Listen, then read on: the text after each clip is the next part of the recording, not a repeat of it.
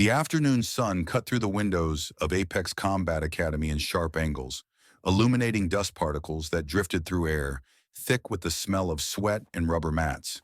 The light fell across the training floor like prison bars, striping the blue mats with golden shadow. Cassandra Mercer stood in the doorway. She hadn't planned to stop. The gym was just another landmark from her past, a place she'd trained briefly in 2011 before shipping out to Bud-S, before the Navy had stripped away everything soft about her and rebuilt her into something harder, sharper, more dangerous. Back then, this place had been different, welcoming, a dojo where students helped each other improve, where respect was earned through discipline rather than dominance. Now the walls that had once displayed faded posters of Brazilian jiu-jitsu legends showed glossy photographs of the current owner, a man named Garrett Hawkins, posing with various championship belts and trophies. His face appeared everywhere, frozen in expressions of triumph, his black belt prominently displayed in every shot like a badge of authority rather than a symbol of the journey it was supposed to represent. Cassandra was 32 years old. Her gray t-shirt was faded from 1,000 washes, hanging loose on a frame that carried more lean muscle than most people would expect. Her dark hair was pulled back in a simple ponytail, and her eyes moved across the room with the awareness that came from years of operating in places where missing a detail meant coming home in a box. She'd promised Dylan Brennan she would check on his father, and Cassandra Mercer kept her promises, even to the dead, especially to the dead. The memory came unbidden as it always did. Syria, 3 months ago, the compound in the eastern desert, the smell of cordite and blood, Dylan's hand gripping hers as the light faded from his eyes, his last words barely a whisper through lips already going pale. "Tell my old man I love him, Ghost. Tell him I get it now. Promise me." "I promise," she'd said. And here she was, keeping that promise the only way she knew how. The gym's atmosphere had changed since 2011. What she remembered as a place of mutual respect had become something colder, more competitive, more about proving dominance than developing discipline. The students filing out from the 5 o'clock class moved with their heads down, avoiding eye contact with each other, the camaraderie she remembered replaced by something that felt more like a pecking order. She was about to leave when she heard the voice. "Move faster, old man. I don't pay you to take your sweet time." The words came from the center of the mat where a man stood with his arms crossed over his chest. Garrett Hawkins. She recognized him from the photographs on the walls, though in person he seemed somehow smaller despite his solid build. He was 38 years old with the physique that came from a lifetime of training. His black belt hung from his waist with practiced precision, and his eyes held the particular arrogance of someone who had forgotten that belts measure skill, not character. At the edge of the mat, an elderly man knelt with a mop and bucket. He was perhaps 68, with silver hair cropped military short and shoulders that still held an echo of the strength they'd carried decades ago. His hands trembled slightly as he wrung out the mop, and there was something in the careful way he moved that spoke of someone trying very hard to become invisible, to disappear into the background, to survive by not being noticed. Cassandra's eyes caught the tattoo on his forearm as he reached for the bucket. The eagle, globe, and anchor. United States Marine Corps. The ink had faded to a pale blue-green, the aging that came from decades of sun exposure and hard living. But the symbol was unmistakable. She'd seen it on Dylan's arm 1,000 times, seen it on the arms of Marines who'd fought beside her in places the government preferred not to discuss. A Marine. Force recon, if she was reading the additional ink correctly. Gulf War, Somalia. A warrior who'd served his country with honor, reduced to being screamed at by some gym owner with an ego problem. "I'm sorry, Mr. Hawkins," the old man said quietly. His voice carried the rough texture of someone who'd smoked for years and quit, or maybe someone who'd breathed too much desert sand in places where wars weren't officially happening.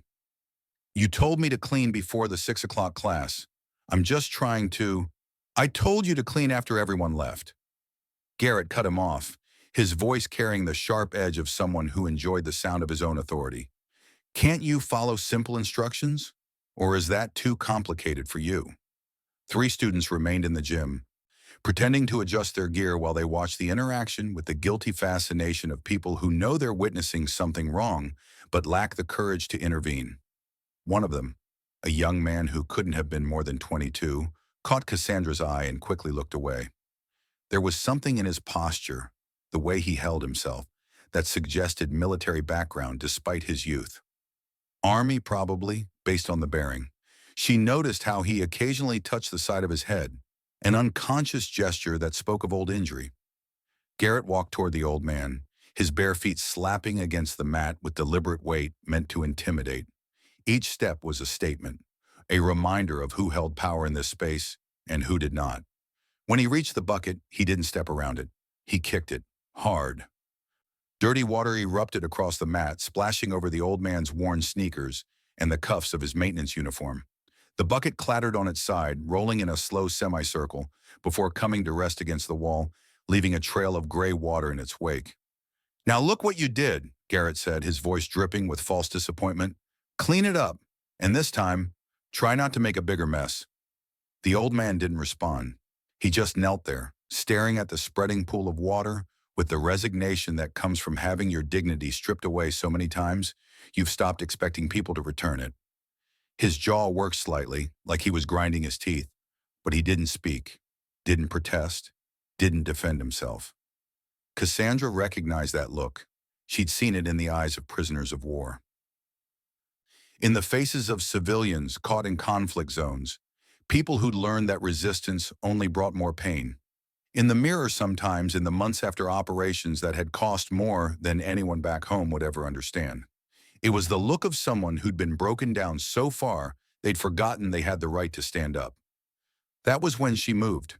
She crossed the distance from the doorway to the mat in 10 measured steps, her boots making almost no sound against the floor.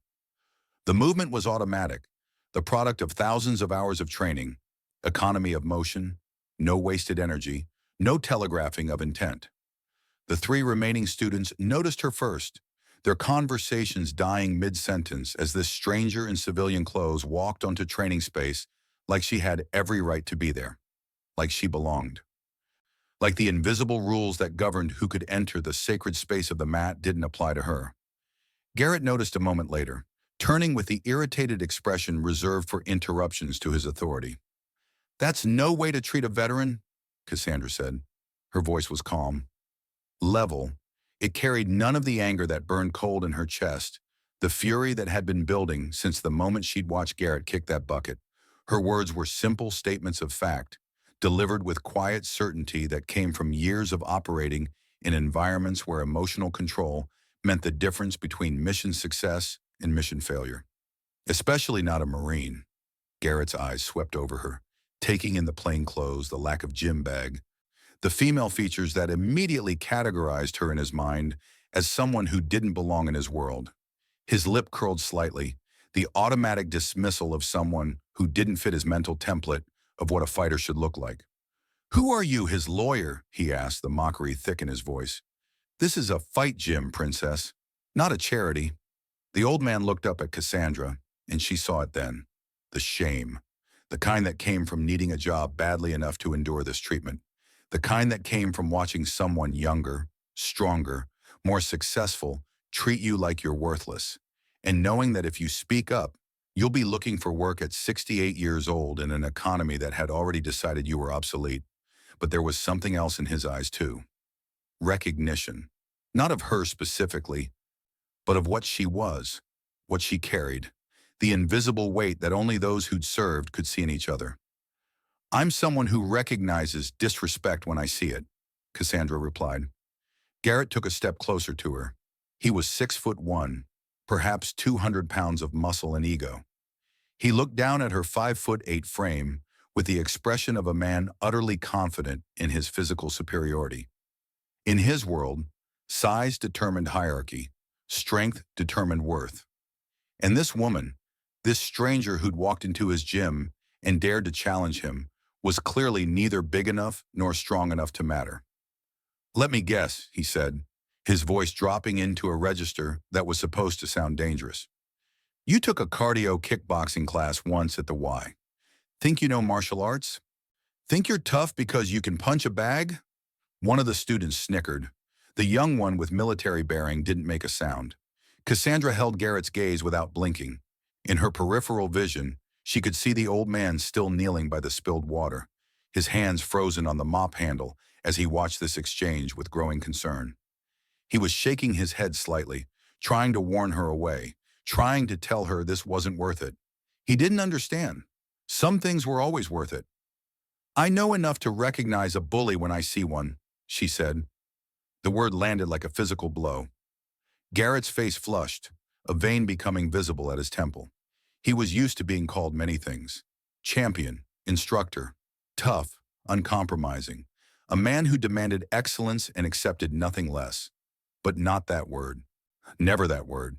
Because somewhere deep down, in the places he never let himself look, Garrett Hawkins knew exactly what he was, and hearing it spoken aloud in front of his students, by a woman who looked at him like she could see through every layer of carefully constructed ego to the frightened boy underneath. That was more than his pride could bear. "Big words," he said, his voice tight with barely controlled rage. "You want to back them up? Or are you just going to run your mouth?" Cassandra glanced at the old man again. Their eyes met for just a second, and in that second, she saw what she'd seen in 100 other veterans. The weariness, the weight of service that the civilian world couldn't understand and didn't appreciate, the quiet dignity that couldn't be stripped away no matter how much someone tried. She saw Dylan's father. She'd known it the moment she'd spotted the tattoo, had suspected it even before that. The age was right. The bearing was right. The location matched what Dylan had told her during those long nights in Syria when they talked about home, about family, about the things they'd do when they got back to the world. Walter Brennan, call sign Ironside back in the day, Force Recon, 2 tours in the Gulf, 1 in Somalia during the Black Hawk Down era. Dylan had talked about him with a mixture of love and frustration that only family could inspire. "My old man's stubborn as hell," Dylan had said once, cleaning his rifle by the light of a tactical flashlight. "We had a fight 9 months ago. He wanted me to quit the Corps, said the military would use me up and throw me away. Said he'd seen it happen too many times." A pause. "He wasn't wrong about that part, but I couldn't walk away. You know how it is." Cassandra knew. She looked back at Garrett. "I'll step on your mat," she said, "if that's what it takes to make a point." The gym went completely silent. Even the sound of the air conditioning seemed to fade into the background. The 3 remaining students stood frozen, phones forgotten in their hands, witnessing something that felt somehow larger than a simple confrontation. The young military man's eyes had gone wide, his body tensing with the instinct of someone who recognized when a situation was about to escalate beyond normal parameters. Garrett's expression shifted from anger to something like anticipation. This was familiar territory for him. This was where he proved himself, over and over, against anyone foolish enough to challenge his authority in his own gym. He'd built his reputation on moments like this, built his identity around being the most dangerous person in any room he entered. "Unless you're scared," Cassandra added, the mockery subtle but unmistakable. His eyes narrowed. "Wait here." He turned and walked toward a door at the back of the gym, disappearing for a moment before returning with a woman who looked to be in her mid-30s. She had Garrett's same sharp features, softened by something that looked like perpetual concern. She wore yoga pants and a physical therapy clinic t-shirt, and she took in the scene with the weary expression of someone who'd witnessed this too many times before. "What now, Garrett?" she asked. "Our guest needs to borrow your GI, Meredith. She wants to learn about respect." Meredith Hawkins looked at Cassandra, then at her brother, then at the old man still kneeling by the spilled water. Understanding crossed her face, followed by something that might have been sympathy. She'd seen Garrett do this before. Pick apart someone who'd challenged him, use his skills to humiliate rather than educate. It never ended well for the challenger. But there was something different about this woman. Something in the way she held herself, the absolute stillness of her posture, that made Meredith hesitate. "You don't have to do this," she said quietly to Cassandra. "Yes," Cassandra replied. "I do." Meredith studied her for a long moment, then nodded slowly. "Follow me." In the small changing room, Meredith pulled a GI from a locker and handed it over. The fabric was worn soft from years of training, clean and well-maintained. As Cassandra began to change, Meredith lingered by the door. "My brother wasn't always like this," she said quietly. "He used to be different, before our father died." Cassandra paused, the GI jacket half on. "What happened?" "Dad was LAPD. Sergeant David Hawkins. He died in 2003, took 3 bullets saving his partner during a gang shooting in South Central. Garrett was 16. Meredith's voice carried the weight of old grief that never fully faded. "He spent the last 20 years trying to live up to a ghost, trying to prove he's worthy of being David Hawkins' son. By bullying old men?" Meredith's jaw tightened. "By being the toughest person in every room. By never showing weakness.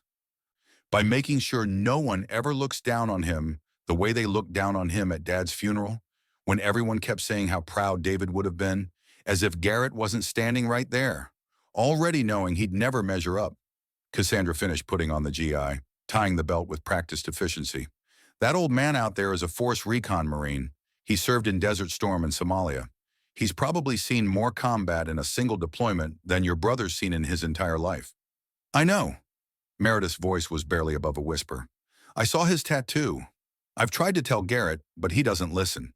He doesn't want to see that man as anything other than what he represents." "And what's that?" "Age, weakness, the future Garrett's terrified of becoming." Meredith met Cassandra's eyes. "Please don't hurt him too badly. He's still my brother." Cassandra considered the request. She thought about Dylan, about the promise she'd made, about the old man on the mat who'd served his country with honor and was now being treated like garbage by someone who'd never known real sacrifice. "I'll do what needs to be done," she said. "Nothing more." 5 minutes later, Cassandra stood on the mat in the borrowed GI.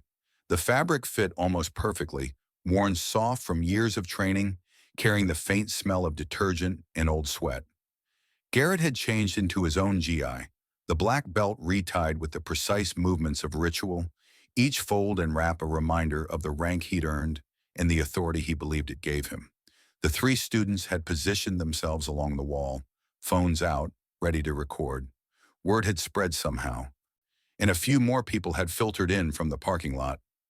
Nothing drew a crowd quite like the promise of violence. Walter Brennan had finished mopping up the spilled water.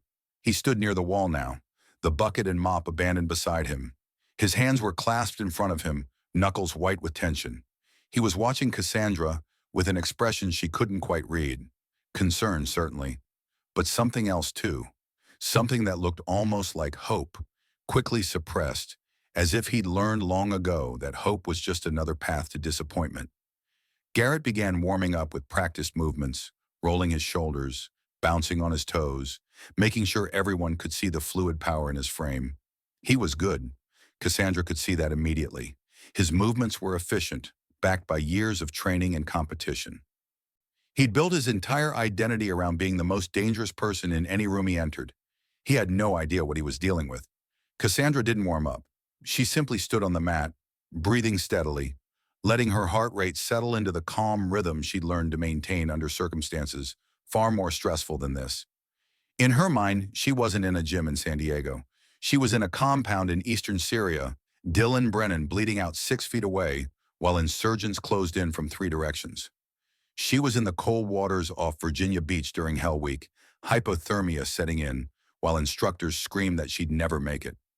She was in 100 training scenarios where failure meant death, not embarrassment. This was just another test. And Cassandra Mercer had built a career out of passing tests that were designed to break her. "Ready whenever you are, sweetheart," Garrett said. The condescension in his voice was thick enough to cut with a knife. "Don't worry, I'll go easy on you. Wouldn't want to break a nail." A few people in the growing crowd chuckled. The young military man, Tyler, Cassandra had heard someone call him, didn't make a sound. His eyes were fixed on her with an intensity that suggested he was seeing something the others weren't. Meredith stepped forward, apparently having appointed herself as referee. "This is supposed to be controlled sparring," she said, directing the words more at her brother than at Cassandra. "Grappling only. First tap ends it. Understood?" "Crystal clear," Garrett said, still bouncing on his toes. Cassandra just nodded. "Okay then." Meredith looked uncomfortable, like she was watching a car crash in slow motion. "Begin." Garrett moved first, closing the distance with the confidence of a man who'd done this 1,000 times. His stance was textbook, his footwork precise. He reached for Cassandra's collar with his right hand, a standard grip that would give him control over her posture and set up a dozen different attacks. His hand closed on empty air.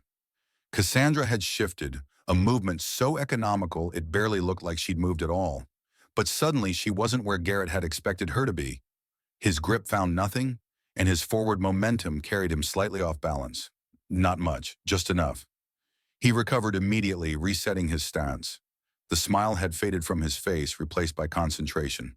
He came again, this time with a collar and sleeve grip, trying to establish control before attempting any techniques.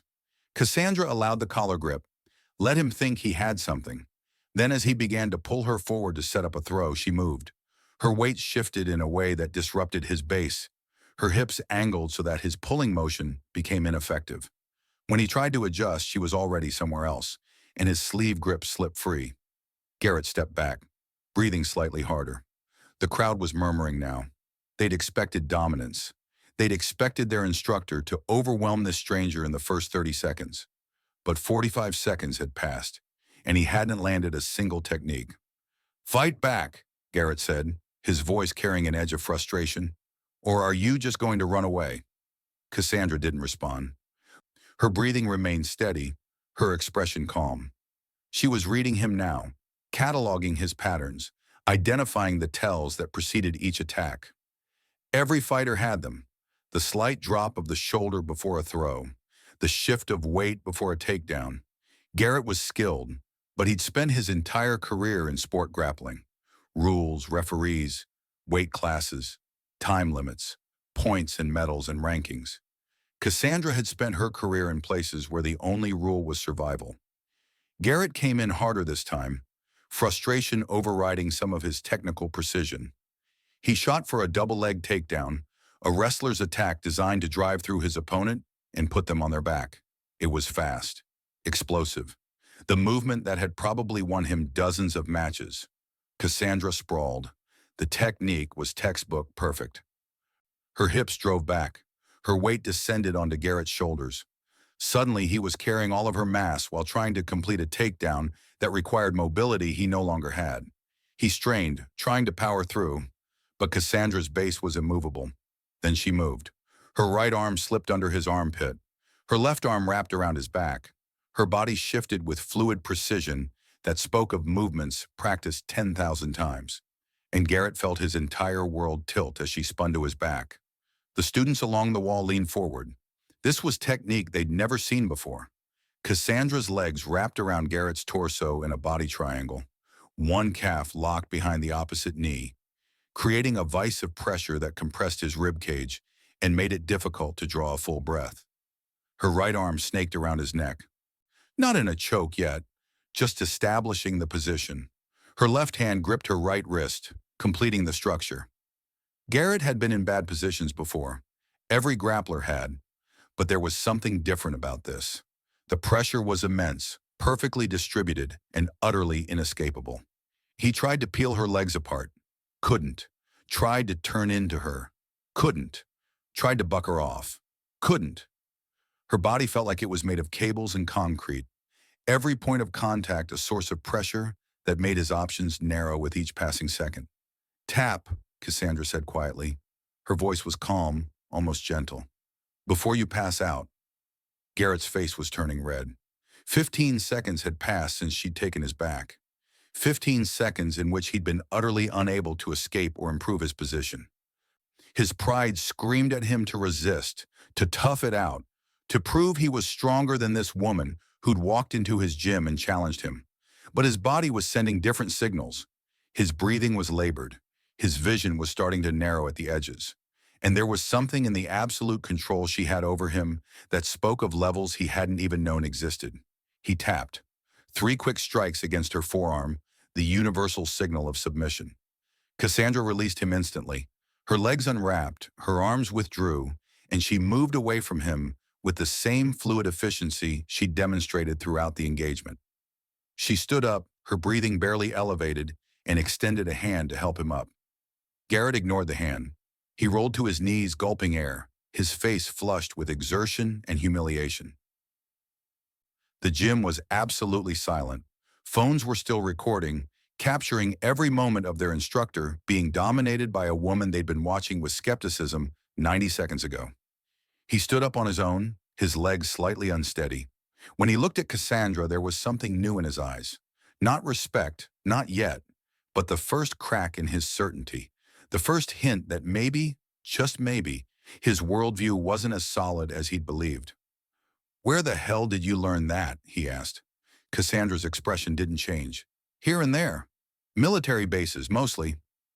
Garrett's breathing was slowing now, his color returning to normal. "You're military? What branch? Army supply clerk? Air Force desk job? Navy?" The words seemed to hang in the air for a moment. Then Garrett laughed. It was a short, sharp sound, devoid of actual humor. "Navy? So what? You filed paperwork on ships? Pushed papers around some office in Norfolk? That's adorable." Tyler Reese spoke from the wall. His voice was quiet but carried clearly across the silent gym. "Sir, maybe you should—" "Shut up, Tyler," Garrett snapped. "Your opinion doesn't count here. It never has." The young man's face flushed, but he fell silent. Cassandra saw the shame there, the familiar weight of being told you're worthless by someone who's supposed to be teaching you. She turned her attention back to Garrett. "Is that all?" she asked. "Or do you need another round to convince yourself that was a fluke?" Garrett's jaw clenched. She'd hit the exact nerve she'd intended to hit. The suggestion that what had just happened was luck, not skill. The implication that he needed to prove something, to reassert his dominance, to erase the last 90 seconds from everyone's memory.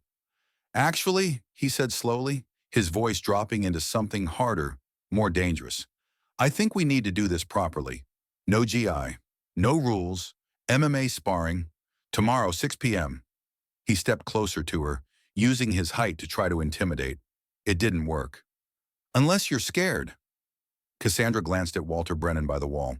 He was shaking his head slightly, his expression pleading with her not to accept. This wasn't his fight.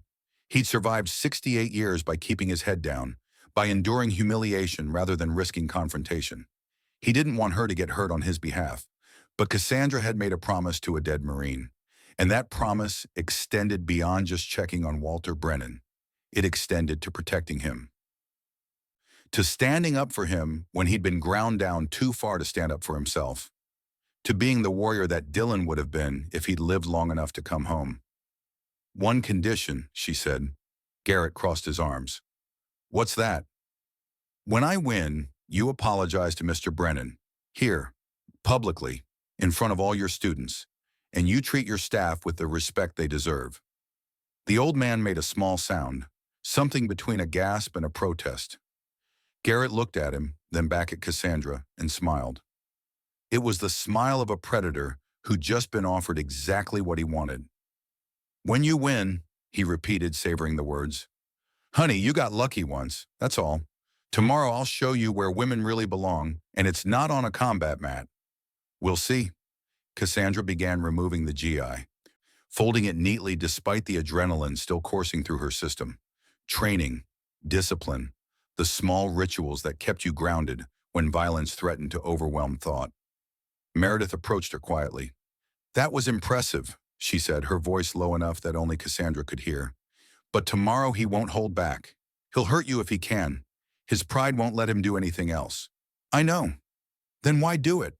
Cassandra finished folding the GI and handed it back to Meredith. She looked at the other woman for a moment, considering how much truth to share with a stranger. "Because someone has to," she finally said. "Because your brother's been treating that man like garbage for months and no one's done anything about it. Because warriors protect people who can't protect themselves. And because I made a promise to someone who can't be here to keep it himself." Something shifted in Meredith's expression. Understanding, maybe, or recognition of a code she'd grown up with but hadn't seen practiced in years. Cassandra walked toward the exit, her boots finding the same measured rhythm they'd had when she entered. The crowd parted for her, students watching with expressions that ranged from disbelief to something approaching respect. Tyler Reese caught her eye as she passed and nodded slightly. A warrior's acknowledgement, one soldier recognizing another. At the doorway, Cassandra paused and turned back. Walter Brennan was still standing by the wall, his maintenance bucket beside him, his eyes following her with an expression she could finally read. Hope, fragile and uncertain, quickly suppressed, but there. For the first time in 3 months, since the day he'd written a letter to his son Dylan and received no response, Walter Brennan felt something other than resignation. Semper Fi, sir, Cassandra said. Thank you for your service. Walter's eyes widened, his mouth opened slightly, surprise breaking through the careful mask of invisibility he'd worn throughout the confrontation. His right hand began to rise, perhaps toward a salute, then stopped halfway, old habits dying hard. How did you, he started to say. Tomorrow, 6 p.m. Garrett interrupted, stepping between them. His voice was loud, asserting his authority over his own space. Don't be late, and don't expect the same outcome. Cassandra looked at him for a long moment. Then, without another word, she turned and walked out of the gym into the late afternoon sun. Behind her, the crowd erupted into conversation, a dozen different analyses of what they just witnessed. Garrett was already spinning the narrative, explaining to anyone who would listen that he'd been holding back, that tomorrow would be different, that she'd gotten lucky with a couple of moves. But Walter Brennan said nothing. He just stood there, staring at the empty doorway where a stranger had appeared, challenged a bully on his behalf, and then disappeared back into the California heat. His hands were no longer trembling. In a budget hotel room 3 miles away, Cassandra sat on the edge of a bed that had seen better decades and pulled out her phone. The contact name read Hawk. She hit the call button and waited through 2 rings before a gravel-rough voice answered, Ghost. Didn't expect to hear from you so soon? Colonel Stanton. Cassandra's voice was steady, professional, the voice of an operator delivering a report. I found Dylan's father. There was a pause on the other end of the line. Colonel Victor Stanton had been her commanding officer for 3 years, her mentor for longer than that. He'd trained her, pushed her, prepared her for operations that would never appear in any official record. And he'd been there when Dylan Brennan died, had held her hand during the debrief when she'd had to explain how one of her team had taken rounds meant for her. And, Stanton asked, he doesn't know about Dylan. Cassandra's throat tightened. I don't think the notification made it to him. They were estranged. The paperwork went to Dylan's ex-wife, and she apparently never thought to track down the father. Another pause, longer this time. You going to tell him? Cassandra looked at her reflection in the mirror across from the bed. She looked tired, felt tired, the exhaustion that sleep couldn't fix. I don't know how, she admitted. How do you tell a father that his son died saving your life? That the last conversation they had was a fight, and now there won't be any more conversations, ever? The same way you tell yourself it wasn't your fault, Stanton said. You open your mouth, and you say the words, and you live with the weight. There's no easy way, Cass. There's just the way. I know. What else is going on? You didn't call just to tell me you found Brennan. Cassandra smiled slightly, though there was no humor in it. I may have gotten into a situation. What kind of situation? The kind that involves defending a 68-year-old Marine from a bully and agreeing to an MMA sparring match tomorrow at 1800. Silence. Then, Jesus Christ, Cass, you've been there less than 8 hours. Dylan's father was being humiliated. I couldn't just walk away. No, Stanton said, his voice softening slightly. I don't suppose you could. That's never been your strong suit. Another pause, then, you need backup for a gym fight? I think I can handle it. I wasn't asking if you could handle it. I was asking if you wanted company. Sometimes it helps to have a friendly face in the crowd. Cassandra felt something warm spread through her chest. After 10 years of service, she'd learned that the bonds formed in combat ran deeper than family, stronger than blood. Stanton had been her commanding officer, her mentor, and the closest thing to a father she'd had since her own dad died when she was 19. You don't have to. I'll be there at 17:30, Stanton interrupted. Try not to start any more fights before I arrive. No promises, Hawk. She could hear the smile in his voice when he responded. Wouldn't expect any, Ghost. Wouldn't expect any. The call ended, leaving Cassandra alone in the silence of a cheap hotel room with ghosts that wouldn't stay quiet and a promise that was getting more complicated by the hour. Tomorrow she would tell Walter Brennan that his son was dead. Tomorrow she would fight a man whose ego demanded he prove his dominance over a woman who'd embarrassed him. But tonight she would remember. She closed her eyes and saw Dylan Brennan the way she'd seen him that last time. Blood spreading across his uniform, his hand gripping hers with fading strength, his voice barely a whisper as he said the last words he'd ever speak. "Take care of my old man, Ghost. He's alone now. Promise me." "I promise," she'd said. And here she was, keeping that promise the only way she knew how. By standing up when standing up meant getting knocked down. By fighting when fighting meant getting hurt. By protecting someone who couldn't protect himself. Because that's what warriors did. That's what Dylan had done. And if Cassandra Mercer was going to honor his memory, she would do the same. The sun set over San Diego, painting the sky in shades of orange and red that reminded her of tracer fire and burning buildings. Somewhere in this city, Walter Brennan was probably writing another letter to a son who would never read it. Somewhere, Garrett Hawkins was probably telling himself that tomorrow he would prove women didn't belong in his world. And somewhere between the ghosts of the past and the promises of tomorrow, Cassandra Mercer prepared herself for whatever came next, the same way she always had, with steady resolve, and the unwavering conviction that some battles chose you, whether you were ready or not. The apartment building on the edge of National City had seen better decades.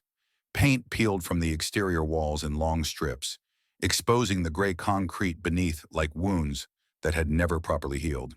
The parking lot was cracked asphalt and faded yellow lines, home to vehicles that had survived through determination rather than proper maintenance. This was where people lived when Social Security checks didn't stretch as far as they needed to, when pride was the only thing left that didn't have a price tag. Walter Brennan's studio apartment was on the second floor, Unit 2B, accessible by an exterior staircase with a railing that wobbled when you gripped it too hard. Inside, the space was perhaps 400 square feet, divided into living area, kitchenette, and bathroom by strategic furniture placement rather than actual walls. A Murphy bed folded down from one wall, neatly made with military corners that 40 years of civilian life hadn't erased from muscle memory. A small table served as both desk and dining surface, flanked by a single wooden chair that had been repaired so many times it was mostly wood glue and hope. But it was the walls that told Walter's real story. Every available surface was covered with photographs, certificates, and memorabilia from a life spent in service. A young Walter in Marine Corps dress blues, 1975, fresh-faced and eager before the world taught him what war actually meant. Photos from boot camp at Parris Island, group shots from force recon training, men who'd learned to operate in the deepest shadows. Images from the Persian Gulf, 1991, where the desert stretched forever and the enemy retreated so fast it felt more like pursuit than combat. Somalia, 1993, where everything went to hell and the rules of engagement meant watching people die while politicians argued about jurisdiction. The streets of Mogadishu, where his unit had been among those fighting their way to the crash sites during what the world would later call Black Hawk Down. And in the center of it all, positioned at eye level beside the small television, a shrine. Not elaborate, just a wooden shelf with 3 items carefully arranged. A photograph of Dylan Brennan in Marine Corps uniform, taken before his first deployment to Afghanistan in 2011. He was 23 in that photo, his father's eyes staring out from a younger face. The confidence that came from not yet knowing what combat would ask of him. Beside the photo, a folded American flag in a triangular case, presented to Walter at his wife's funeral 6 years ago, back when he'd still had someone to share the silence with. And finally, a small wooden box containing Dylan's first set of dog tags from boot camp, the metal dulled with age but the stamped letters still legible. Brennan, Dylan M., blood type, religious preference, social security number. The basic information that would identify a body if the worst happened. Walter sat at his table now, a legal pad in front of him, a pen gripped in fingers that still trembled slightly from the day's humiliation. He'd been writing letters to Dylan for 9 months, ever since their last phone call had ended badly. Ever since Walter had told his son that staying in the Marines was a waste of potential, that private security paid 3 times as much, that loyalty to a government that didn't care about its veterans was foolish idealism. Dylan had hung up mid-sentence. hadn't called back, and Walter had been writing letters ever since. Apologies that he could never quite finish. Explanations that never quite explain. Reaching across a silence that grew heavier with each passing week. He didn't know that the silence was permanent now. Didn't know that Dylan's body had been shipped back to his ex-wife in Phoenix 3 months ago. That the notification had gone to her because that's what the paperwork said. Because Dylan had never updated his emergency contacts after the divorce. Because the bureaucracy of death didn't account for estranged fathers living in budget apartments in National City. Didn't know that while he'd been writing letters, his son had been buried at Fort Rosecrans National Cemetery, 15 miles from where Walter now sat in ignorance. The pen touched paper. "Dear Dylan," he wrote, the same way he'd started 216 letters before this one. "I got a job at a gym downtown. It's just maintenance work, mopping floors and cleaning equipment, but it pays enough to cover rent. The owner isn't the kindest man I've ever met, but I've dealt with worse. Remember Sergeant Morrison from Somalia? At least this guy doesn't have the authority to make me do push-ups in 100-degree heat." Walter paused, staring at the words. He could hear his own voice in them, the forced casualness, the desperate attempt to sound like everything was fine when nothing had been fine since Margaret died and Dylan stopped calling. "Something happened today," he continued. "A woman came into the gym, young, maybe early 30s. She stood up for me when Hawkins was giving me a hard time. Just walked right onto the mat and challenged him. Beat him too, though I don't think anyone expected that except maybe her." Another pause. His hand was shaking worse now.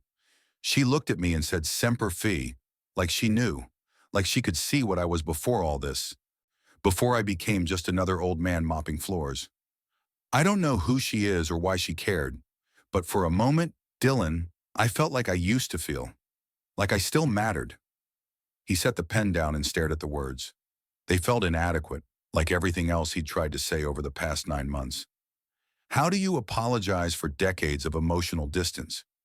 How do you tell your son that you pushed him away because you were terrified he'd end up like you, broken and alone with nothing but photographs and memories? Walter folded the letter carefully and placed it in an envelope that would never be mailed, adding it to the stack of identical envelopes in the drawer of his table. 217 letters. 217 attempts to bridge a gap that he didn't realize had become infinite. His medication bottles sat beside the lamp. 3 prescriptions lined up like soldiers. PTSD medication, though the VA psychiatrist called it adjustment disorder, because acknowledging what Mogadishu had done to him would require admitting the government had sent him into a situation with no clear objectives and no proper support. Anxiety pills for the crowds and loud noises, because apparently watching your friends die in streets named after dictators led to problems that never fully healed. Sleep aids for the dreams that 40 years hadn't been enough time to erase. The smell of burning flesh that no amount of medication could completely wash away. He took them with water from a gas station promotional glass, swallowed them down, and waited for the chemical fog to soften the day's edges. A woman had stood up for him today. A complete stranger had challenged Garrett Hawkins, the man who signed Walter's paychecks and seemed to take personal pleasure in reminding Walter of his place in the hierarchy. She'd done it without hesitation, without knowing him, without any reason except that she'd recognized something Garrett couldn't see. That Walter Brennan was a Marine, that some things commanded respect regardless of current circumstances. He looked at Dylan's photograph and felt tears burning at the corners of his eyes. "I met someone today," he said to the image. "She reminded me of you. That same fire, the kind that doesn't go out just because the world tries to smother it." The photograph offered no response. It never did. Walter closed his eyes and let the medication begin its work, pulling him down towards something that might pass for sleep if he was lucky. Tomorrow he would return to the gym. Tomorrow Garrett would probably make him pay for the embarrassment of being challenged.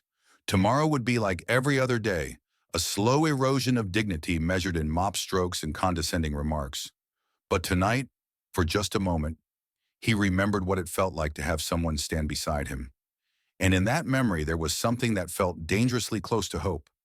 Across the city, in a house in La Jolla that reflected the success that came from turning passion into profit, Garrett Hawkins sat in his home gym reviewing footage on his laptop.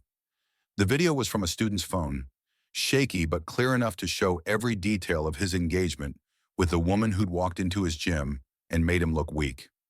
He watched himself shoot the double leg takedown, watched her sprawl with perfect technique, watched the transition to back control happen so smoothly it looked choreographed, watched himself tap out after 15 seconds of struggling like a white belt caught by a black belt. The video had already been uploaded to Instagram by one of his students. 300 views and climbing, comments ranging from shock to mockery to outright disbelief. "You need to let this go," Meredith said from the doorway. Garrett didn't look up from the screen. "She got lucky. She dominated you, Garrett. There's a difference. She caught me off guard. Tomorrow will be different." Meredith walked into the room and sat on the weight bench across from him. She was still in her work clothes, scrubs from the physical therapy clinic where she spent her days helping people rebuild strength that injury or age had stolen. Exhaustion lined her face, the accumulated weight of years spent caring for people who didn't always care about themselves. "Why do you do this?" she asked. "Why do you need to prove yourself constantly? Why isn't being successful enough?"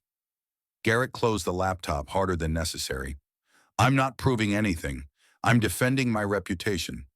"Your reputation? Or your ego? You don't understand what it's like. Then explain it to me." Garrett stood and walked to the window, looking out at a backyard that had cost more than their father had earned in his entire career. The pool glowed blue in the darkness. The landscaping was immaculate. Everything about this house screamed success, achievement. The American dream realized through hard work and determination, but none of it was enough. It was never enough. "Dad died being a hero," he said quietly. "Everyone knows his story, how he took 3 rounds saving his partner, how he bled out before the ambulance arrived, how he gave everything for the job. Sergeant David Hawkins, LAPD, a real man, a real warrior." "I know, Garrett. I was there. I remember the funeral." "Then you remember how everyone looked at me." His voice cracked slightly. "The son, the one who was supposed to carry on the legacy. And what did I do? I opened a gym. I teach people how to choke each other out." "Real heroic." Meredith's expression softened. "Dad would have been proud of you. You help people. You teach discipline. That matters." "It's not the same." "No, it's not. And that's okay. You don't have to be Dad." Garrett turned from the window, and for a moment, Meredith saw the boy he'd been at 16, standing at their father's grave, trying so hard not to cry because men didn't cry, because Hawkins men especially didn't cry, because showing weakness was the same as being weak. "That woman walked into my gym and embarrassed me in front of my students," he said. "If I let that stand, if I don't prove that it was a fluke, then what am I? Just another fraud teaching techniques I can't actually use." "Or," Meredith said quietly, "you could acknowledge that she's clearly had training you haven't, that there are levels beyond sport grappling. That being beaten doesn't make you weak. It makes you human." "She's Navy," Garrett said, his voice dripping with contempt. "What does the Navy know about hand-to-hand combat? They drive boats." "You don't actually believe that." Garrett didn't respond, because she was right. He'd seen the way the woman moved, the absolute calm in her eyes, the efficiency of every motion, no wasted energy, no unnecessary force. That kind of skill came from training that went beyond competition, beyond points and time limits and weight classes. But admitting that would mean admitting he'd been wrong. About women in combat, about his own superiority, about the narrative he'd built his entire identity around. "Tomorrow I'll be ready," he said. "No GI means I can use my wrestling, my conditioning, my strength advantage. When I win, everything goes back to normal. And if you don't win, I will." Meredith stood and walked to the door. Before leaving, she turned back. "Dad wouldn't want you to be a bully, Garrett. He protected people. He didn't humiliate them. That old man at your gym, the janitor you treat like garbage, Dad would have been ashamed of how you talk to him. That old man can barely do his job. That old man is a Marine." Meredith's voice hardened. "I saw his tattoo. Force Recon, if I'm reading the dates right. He served in the Gulf War, in Somalia. He was probably fighting in Mogadishu while you were learning to ride a bicycle. And you treat him like he's worthless because he needs a paycheck at 68 years old." Garrett turned from the window. How do you know all that? Because I actually look at people, Garrett, instead of just seeing them as threats to my ego or tools for my success. She shook her head. That woman who challenged you, she saw what you couldn't, that he deserved respect. And she was willing to fight for it. What does that say about you? She left before he could answer. Garrett stood alone in his home gym, surrounded by equipment that had cost thousands of dollars, trophies that represented victories in competitions that suddenly felt smaller than they had that morning. He pulled out his phone and opened Instagram. His account had 43,000 followers, built on a careful brand of toughness and no-nonsense training advice. He typed out a post. Tomorrow, 6 p.m., open sparring session. Anyone who thinks they can hang is welcome to try. No rules, no quit. He attached a short clip from the day's footage, carefully edited to remove the part where he tapped out, showing only the initial engagement. The likes started coming in immediately. Comments from students, from followers, from people who saw his gym as representing something pure in a world gone soft. They were expecting a show, expecting their champion to prove that traditional hierarchies still meant something. Garrett read through the comments, feeling his resolve harden with each expression of support. Tomorrow he would prove that today had been a fluke. Tomorrow he would show everyone, including himself, that strength still mattered, that men still had a place at the top of the physical hierarchy. Tomorrow he would put a woman back in her place. The thought felt hollow even as he tried to embrace it, but he pushed the doubt away. Doubt was weakness, certainty was strength, and Garrett Hawkins had built a career on being certain, even when certainty was just another word for being afraid to question yourself. At the budget hotel, Cassandra had showered and changed into clean clothes, but sleep felt impossible. She sat at the small desk, her laptop open to a file she'd been avoiding for 3 months. After action reports from the Syria deployment, official documents that reduced human tragedy to clinical language and tactical assessments. She scrolled to the entry, dated May 15th. At approximately 4:30 local time, SEAL Team 3 conducted a direct action raid on a suspected insurgent safe house in eastern Syria. Initial breach was successful, with no enemy contact. Upon reaching the second floor, the element was engaged by hostile fire from a concealed position. Cassandra's hand trembled slightly on the trackpad. Petty Officer Second Class Dylan Brennan, USMC, attached to the element as support personnel, identified the threat and moved to suppress, drawing fire away from his teammates. During the engagement, PO2 Brennan sustained multiple gunshot wounds to the chest and abdomen. Despite immediate tactical combat casualty care, PO2 Brennan succumbed to his injuries at 0447 local time. The words didn't capture it. They couldn't. They didn't describe the sound Dylan had made when the first round hit him. A grunt of surprise more than pain, like he couldn't quite believe what was happening. They didn't describe how his blood had looked almost black in the green glow of night vision, spreading across the floor in a pool that grew faster than seemed possible. They didn't describe how he'd gripped Cassandra's hand while the medic worked frantically, whispering words that she would carry for the rest of her life. Tell my old man I love him, Ghost. Tell him I get it now. Tell him he was right about everything that matters. They didn't describe how Cassandra had finished the mission because that's what you did, how she'd cleared the rest of the building, secured the objective, called for extraction, all while a piece of her soul stayed on that floor with Dylan's body. They didn't describe the guilt, the knowledge that Dylan had died in her place, that the rounds meant for her had found him instead, because he'd stepped into the line of fire without hesitation. Because that's what Marines did for their team. Because that's what warriors did for each other. Cassandra closed the laptop. Tomorrow she would tell Walter Brennan that his son was dead, that their last conversation had been an argument that would never be resolved, that Dylan had died thinking of him, saying his name, asking for forgiveness that Walter hadn't known to give. How do you deliver that message? How do you hand someone their worst nightmare and expect them to survive it? Her phone buzzed. A text from Colonel Stanton. Touchdown at Lindbergh. Where are you staying? She sent him the hotel address. 15 minutes later, there was a knock at her door. Colonel Victor Stanton looked exactly like what he was. A man in his early 60s who'd spent 32 years in the Navy SEALs and carried the scars to prove it. His hair was silver gray, cut high and tight in a style that suggested old habits died hard. His eyes were the pale blue of shallow water, and they'd seen things that most people couldn't imagine. He wore jeans and a plain button-down shirt, but his posture was unmistakably military. The bearing that couldn't be hidden in civilian clothes. He took in Cassandra's hotel room with a single glance. The sparse furnishings, the laptop on the desk, the exhaustion written across her face. Staying in style, I see. It's close to the gym. $40 a night. He sat in the room's single chair, the plastic creaking under his weight. Tell me about this situation you've gotten yourself into. Cassandra sat on the edge of the bed and told him everything. The gym, Garrett Hawkins, Walter Brennan, the challenge for tomorrow. The fact that Walter didn't know his son was dead and she had no idea how to tell him.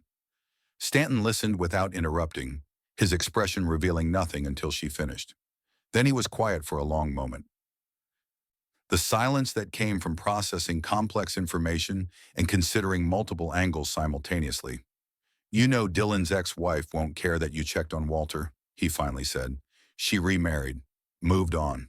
The notification went to her because that's what the paperwork said. She probably didn't even think to contact the father. I know. And telling him is going to destroy him. You understand that, right? Whatever's keeping that man going right now, learning his son died 3 months ago while he was writing letters to a ghost, that's going to break something that might not heal. I know that too. But you're going to tell him anyway. He deserves to know. Dylan would want him to know. Stanton nodded slowly. Yeah, he would. He leaned back in the chair. What about this gym owner? You really need to fight him. Or is this just you punishing yourself for surviving when Dylan didn't? The question landed like a physical blow. Cassandra felt her breath catch, felt the truth of it settle into her chest like a stone. Both, she admitted. Walter was being humiliated. I couldn't walk away from that. But you're right. Part of me wants the punishment, wants to feel something other than guilt. Pain isn't penance, Cass. You know that. I know what I know. Doesn't change what I feel. Stanton studied her for a moment, the young woman he'd recruited out of the academy 12 years ago. The operator he'd watched grow into one of the most capable SEALs he'd ever commanded. The soldier who'd lost more than anyone should have to lose and kept going anyway, because stopping wasn't in her vocabulary. You're going to tell me to leave, he said. To let you handle this alone. That's what you always do when things get hard. You push people away and try to carry everything yourself. Sir, I can handle it. I'm not asking if you can handle it, Ghost. His voice softened. I'm asking if you want company. Sometimes it helps to have a friendly face in the crowd. Cassandra felt something warm spreading behind her eyes, a pressure that might have become tears if she'd allowed it. But she'd learned long ago that tears were a luxury that combat didn't permit, and some lessons were hard to unlearn. Thank you, Hawk. Don't thank me yet. Tomorrow's going to be the hardest day of your life, and I say that knowing what you've already been through. He stood to leave, but paused at the door. Dylan talked about you, you know, after Hell Week. Said there was this woman in his Buddhist class who wouldn't quit no matter what the instructors threw at her. Said she was the toughest person he'd ever met. He was tougher. No, Cass. Stanton's voice carried the weight of 30 years of command. He was braver. There's a difference. Tough is about enduring. Brave is about choosing to endure when you don't have to. You could have walked away from that gym today. Could walk away from telling Walter tomorrow. But you won't. That's not tough. That's brave. After he left, Cassandra lay on the bed and stared at the ceiling. Water stains formed abstract patterns overhead, years of slow leaks leaving marks that the budget hotel's maintenance had never bothered to fix. She traced them with her eyes and thought about the patterns that marked a life. The scars you could see and the ones you couldn't, the promises that bound you and the guilt that drove you. Somewhere in this city, Walter Brennan was probably asleep, medicated into temporary peace, still believing his son was alive and angry, and someday might forgive him. Tomorrow that mercy would end.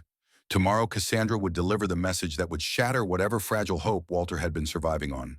But tonight she allowed herself to remember Dylan Brennan the way he'd been before Syria, laughing during training, pushing through Hell Week with determination that matched her own, talking about his father with a mixture of love and frustration that only family could inspire.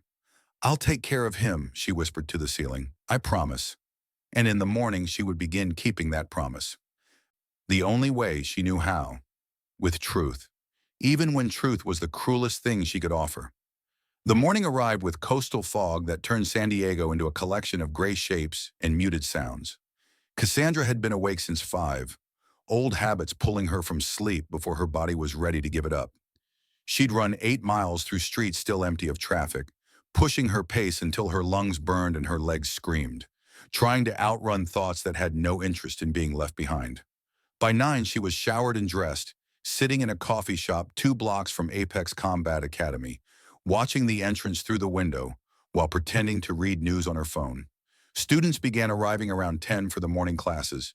She recognized a few faces from yesterday, including Tyler Reese, the young Army veteran who tried to warn her away from Garrett's challenge. At 10:45, Garrett himself arrived in a black BMW that probably cost more than Walter Brennan had earned in the last 5 years. He moved with the swagger of someone who'd convinced himself that yesterday had been a fluke, that today would restore the natural order of things. 2 students met him at the entrance, their body language suggesting they were there to pump him up, to reinforce the narrative that he was still the alpha, still the one who set the rules. Cassandra sipped her coffee and waited. At 11:30, Walter Brennan shuffled into view, carrying his maintenance supplies in a canvas bag that had seen better decades. He moved slowly, like a man trying to make himself small, trying to pass through the world without drawing attention. The fog seemed to cling to him, making him look even more insubstantial than he already was. Cassandra watched him for 30 seconds, gathering her resolve. This was it, the conversation she'd been dreading since Stanton's call 3 months ago. The moment when she would watch hope die in an old man's eyes and know that she was the one who'd killed it. She stood, left exact change on the table, and crossed the street before doubt could stop her. She caught Walter just as he was reaching for the gym's side entrance, the one marked staff only that led to the maintenance closet where he probably stored his supplies and ate lunch alone. "Mr. Brennan," she said quietly.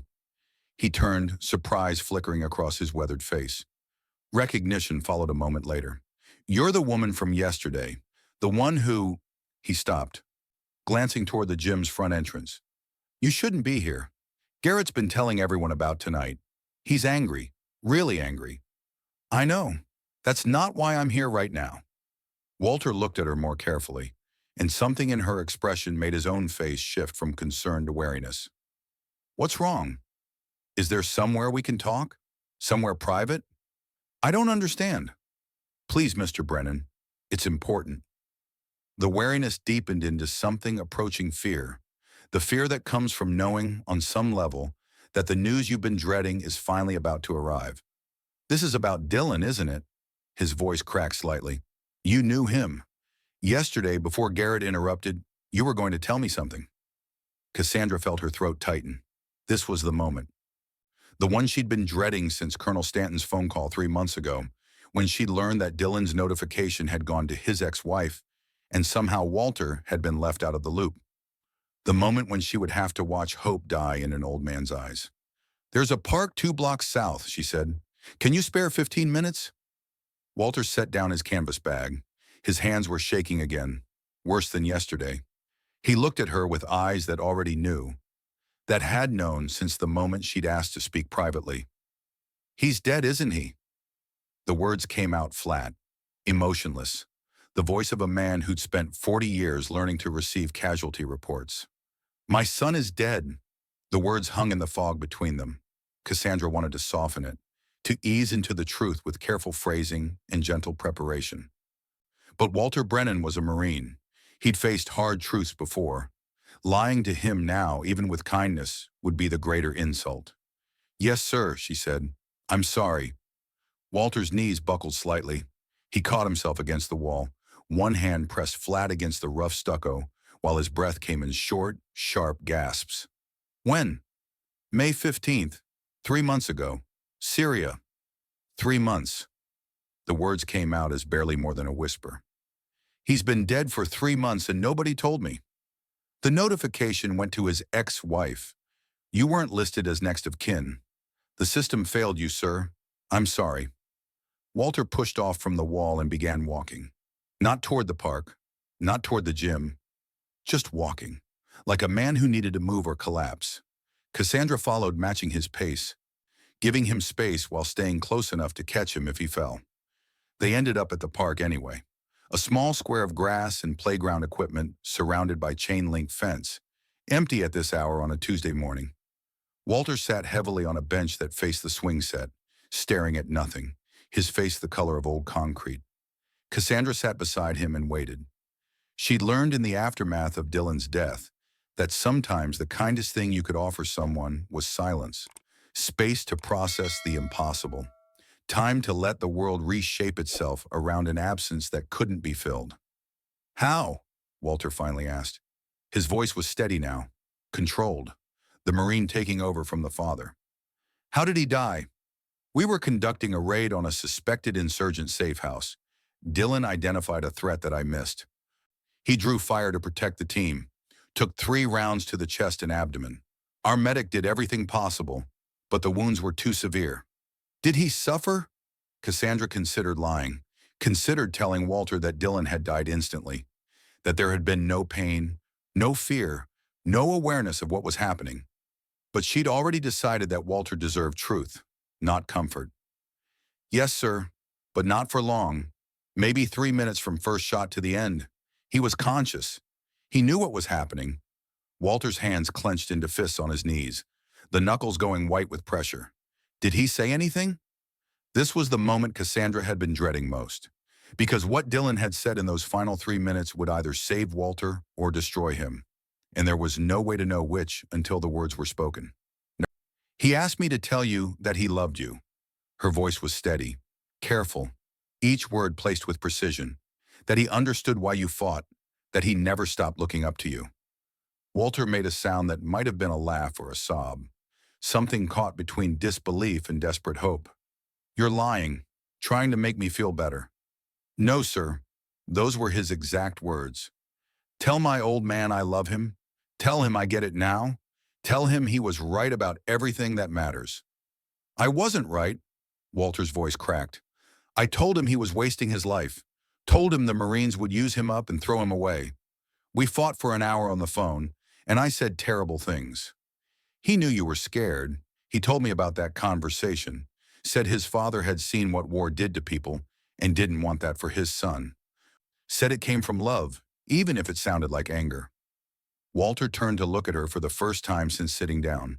His eyes were red-rimmed but dry, years of practiced emotional control keeping the tears locked away. "Who are you, really?" "Lieutenant Cassandra Mercer, Navy SEAL. Dylan was my swim buddy during Buddhist training. We went through Hell Week in the same boat crew." She paused. "He saved my life in Syria. The rounds that killed him were meant for me." Understanding dawned across Walter's face, the pieces clicking into place. The woman who'd stood up for him in the gym, the warrior who'd challenged a bully on his behalf, the soldier carrying guilt like a weight around her neck. "You came here because you feel guilty." "I came here because I made a promise. Dylan asked me to check on you, to make sure you were okay. That's what I'm doing."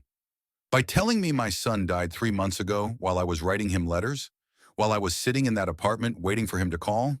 That's your idea of keeping a promise?"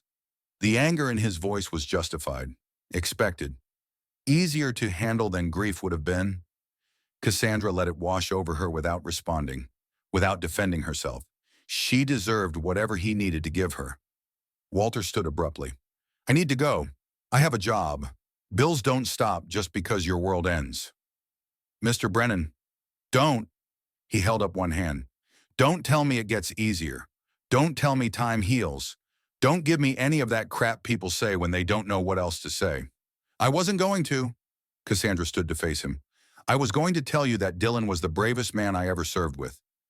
That he made me a better operator and a better person. That losing him broke something in me that hasn't healed and probably never will. And that if you need someone to be angry at, I'm right here. Because I should have seen that threat first. I should have been the one who took those rounds." Walter stared at her for a long moment. Then he sat back down, suddenly looking every one of his 68 years, and then some. "How do you live with it?" he asked quietly. "The guilt." "Badly. I don't sleep much." When I do, I see him bleeding out. I replay those 3 minutes over and over, looking for the moment where I could have done something different, been faster, been better. She sat beside him again, and I keep his promise, because it's the only thing that makes the guilt feel like it might have purpose. Is that why you're fighting Garrett tonight? Because you think getting hurt will balance some cosmic ledger? Partly. Also because Garrett was treating you like garbage, and someone needed to stop him. I don't need saving. Everyone needs saving sometimes, Mr. Brennan. Dylan understood that. It's why he stepped into that line of fire.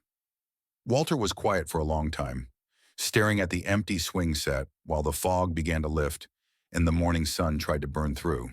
When he finally spoke, his voice was softer. The anger drained away, leaving only exhaustion. I wrote him 217 letters, 217 attempts to apologize for a phone call I can't take back, and he was already dead. He was already gone. And I was just talking to a ghost.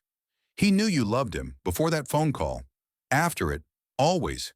He carried your photo on every deployment, talked about you constantly. You were his hero, sir. Some hero. Walter's laugh was bitter. I'm a 68-year-old janitor getting bullied by a man half my age. You're a force recon Marine who served his country with honor. What you do for a paycheck doesn't change what you are.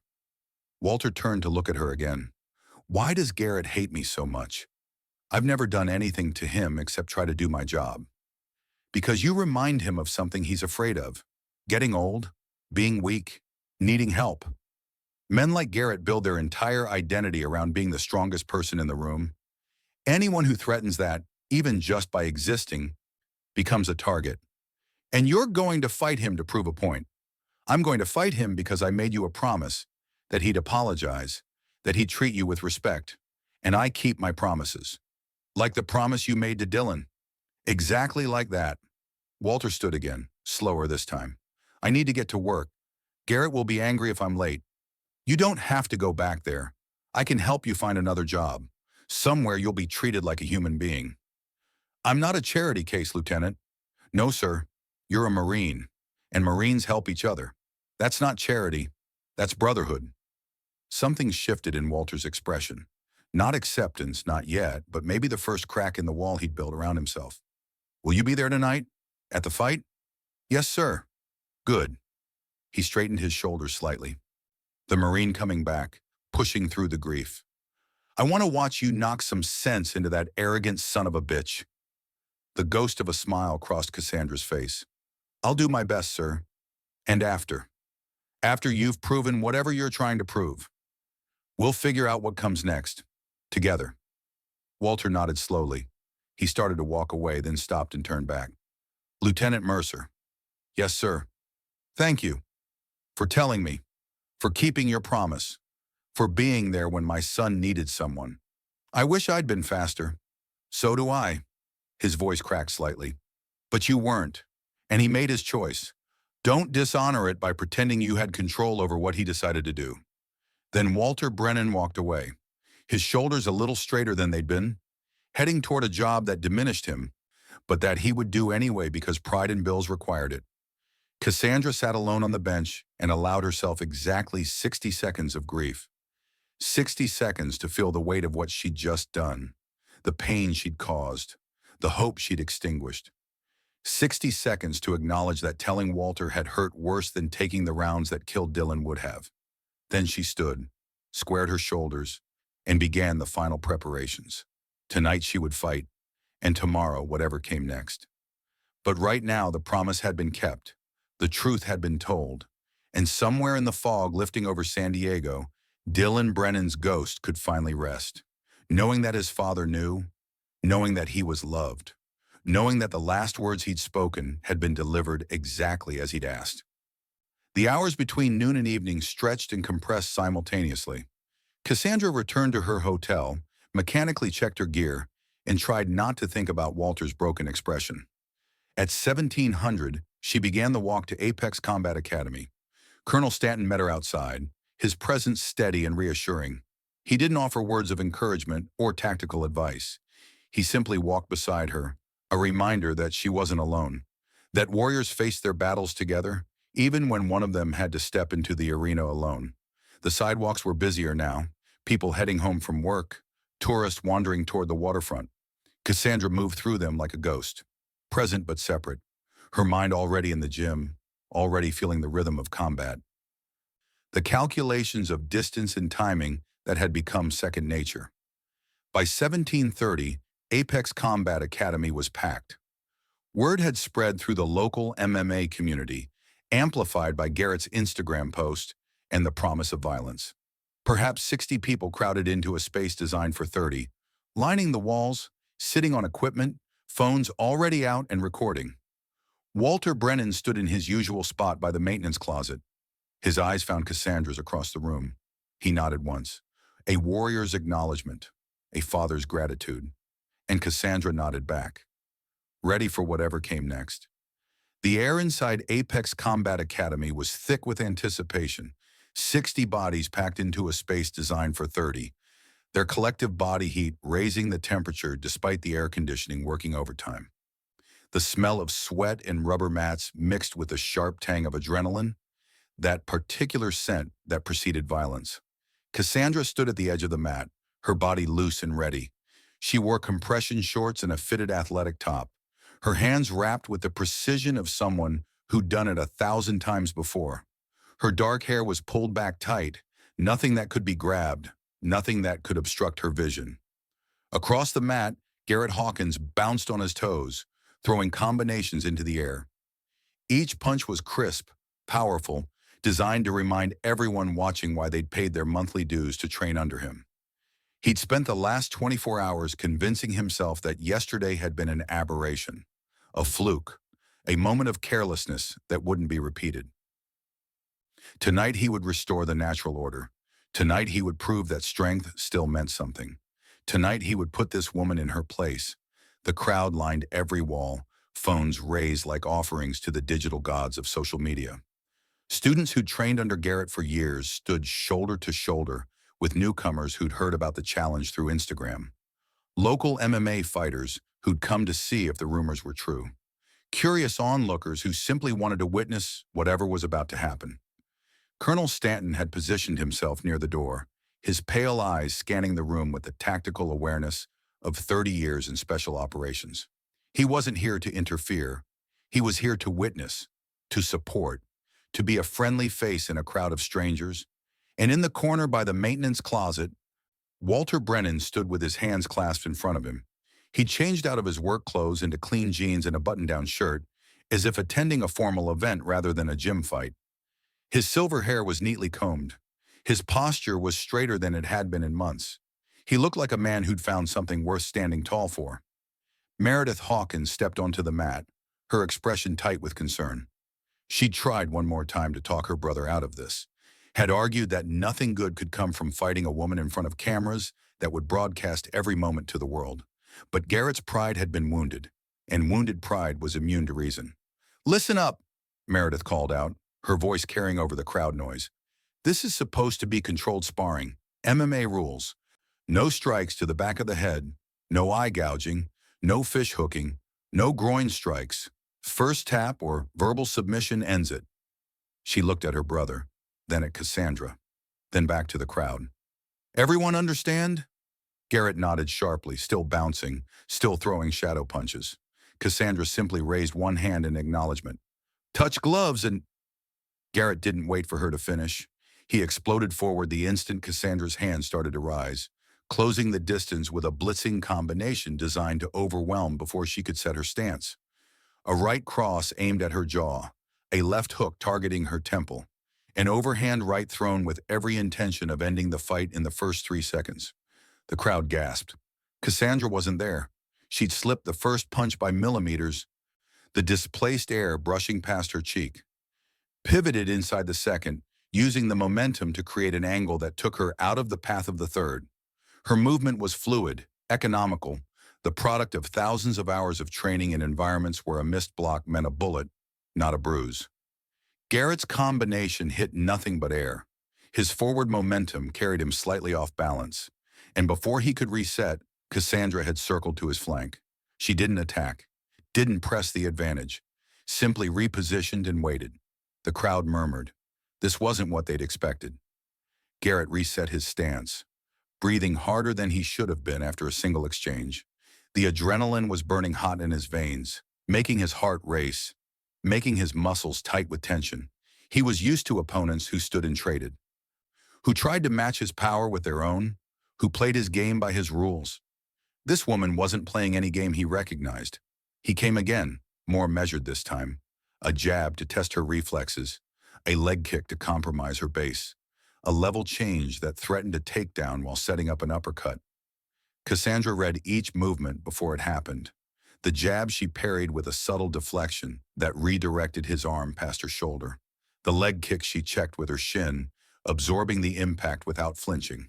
The level change she countered by sprawling slightly, taking away the angle while simultaneously positioning herself to punish the uppercut that followed. Her right hand flicked out, not a punch but a slap, catching Garrett on the ear with just enough force to sting, just enough to remind him that she could have done more. The crowd went quiet. They understood what they were seeing now. This wasn't a fight. This was a demonstration, a master class in the difference between sport and survival, between competition and combat. Fight back, Garrett snarled, frustration bleeding through his voice. Stop running and fight me. Cassandra didn't respond. Her breathing remained steady, her expression calm, her eyes tracking every micro movement of Garrett's body, reading the tells that preceded each attack like words on a page. In her mind, she wasn't in a gym in San Diego. She was in a kill house in Virginia Beach, clearing rooms with live ammunition, while instructors threw flashbangs and screamed that she was too slow. She was in the mountains of Afghanistan, hunting insurgents through terrain that wanted to kill her as badly as the enemy did. She was in the compound in Syria, the night Dylan died, moving through chaos with the absolute clarity that came from years of training designed to prepare her for exactly this kind of moment. This wasn't a fight. This was barely a warm-up. Garrett came in harder, abandoning technique in favor of aggression. He threw a wild haymaker that would have knocked out anyone it connected with, putting every pound of his 200-pound frame behind it. Cassandra ducked under the punch, rotated her hips, and drove her shoulder into his midsection. Her arms wrapped around his waist as her legs exploded upward, lifting him off his feet and driving him into the mat with a textbook double-leg takedown. The impact shook the floor. Before Garrett could react, she was past his guard, transitioning to mount with fluid efficiency that made it look choreographed. Her knees pinned his arms to his sides. Her weight settled onto his chest like a stone. For a moment, she just looked at him. Then she stood up and backed away. Get up. The words were quiet, almost gentle, but they carried an edge that made the crowd shift uncomfortably. Garrett rolled to his knees, gasping for breath. His GI was already soaked with sweat. His hair was plastered to his forehead. Every muscle in his body screamed with the effort of fighting an opponent who seemed to exist in a different dimension of speed and skill. He stood slowly, his legs unsteady. The crowd was completely silent now. Phones were still recording, capturing every moment of their instructor being systematically dismantled. Some students had stopped watching, their eyes fixed on the floor, embarrassed to witness the destruction of someone they'd looked up to. Tyler Reese watched with an expression that mixed satisfaction with something like pity. His hand unconsciously touched the side of his head, the old gesture toward the traumatic brain injury that had almost ended his military career. He understood what it meant to be broken down, to have everything you believed about yourself stripped away. And Walter Brennan watched with tears running silently down his weathered cheeks. Garrett came again. He threw everything he had left. Punches, kicks, elbows, knees. Every technique he'd learned in 15 years of training, thrown with desperation and rage and the absolute refusal to accept what was happening. Cassandra made him miss. Every strike, every grab. Every attempt to clinch or take down or simply touch her. She moved like water flowing around stone, like wind passing through branches, like something that couldn't be caught because it was never quite where you expected it to be. And when Garrett was finally exhausted, when his arms hung heavy and his breathing came in ragged gasps, she moved. It wasn't fast, wasn't flashy, just efficient. She closed the distance, slipped his weak attempt at a jab, and wrapped her arm around his neck. Her legs hooked around his body as she pulled him down, her weight dragging him off balance. Before he could resist, before he could even understand what was happening, she had him locked in a standing arm triangle. The pressure was immediate and absolute. Blood flow to his brain cut off with surgical precision. His vision began to narrow. His legs started to buckle. Every instinct screamed at him to fight, to resist, to prove that he wasn't weak. But his body had already made the decision for him. He tapped. 3 desperate strikes against her arm. Cassandra released him before he lost consciousness, stepping back as he collapsed to his knees on the mat. He stayed there, head bowed, gasping for air, his entire body trembling with exhaustion and something that went deeper than physical fatigue. The gym remained silent. 60 people had just watched their instructor, their champion, their symbol of strength and dominance, get thoroughly dismantled by a woman who hadn't even broken a sweat. Cassandra stood over him, her breathing still steady, her expression unchanged. "Get up," she said again. Garrett didn't move, couldn't move. Everything he'd believed about himself, about his place in the world, about the natural hierarchy of strength and weakness, had just been shattered on the mat of his own gym. "Get up, Garrett." He looked up at her. His eyes were wet. His face was flushed with shame and exhaustion. The arrogance that had defined him for years was gone, stripped away like dead skin, leaving something raw and vulnerable underneath. "Who are you?" he whispered. "Who the hell are you?" Tyler Reese stepped forward from the crowd, his voice carried clearly across the silent gym. "Her name is Lieutenant Cassandra Mercer, United States Navy, SEAL Team 3. He paused. "Call sign, Ghost." The silence shattered into chaos. Students pulled out their phones, searching her name, finding articles about the women who'd completed SEAL training, finding operational records that were mostly classified but suggested deployments to places where wars weren't officially happening, finding a warrior who'd earned her place in the most elite combat unit in the world. Garrett stared at her with something new in his eyes. Not respect, not yet, but the beginning of understanding, the realization that he'd challenged someone who operated at levels he couldn't comprehend. "Why didn't you tell me?" he asked. "Would it have changed how you treated Mr. Brennan?" Garrett had no answer. He looked across the room at Walter, seeing perhaps for the first time what Cassandra had seen immediately.